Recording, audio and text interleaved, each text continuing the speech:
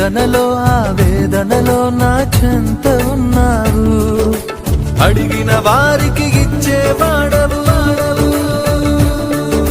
వెదకిన వారికి దొరికేవాడవు. అడిగిన వారికి ఇచ్చేవాడవు, వెదకిన వారికి దొరికేవాడవు. తట్టిన వారికి తలుపులు తెరిచే దేవుడవు, తట్టిన వారికి తలుపులు తెరిచే దేవుడవు. దేవా దేవా నీకే స్తోత్రం.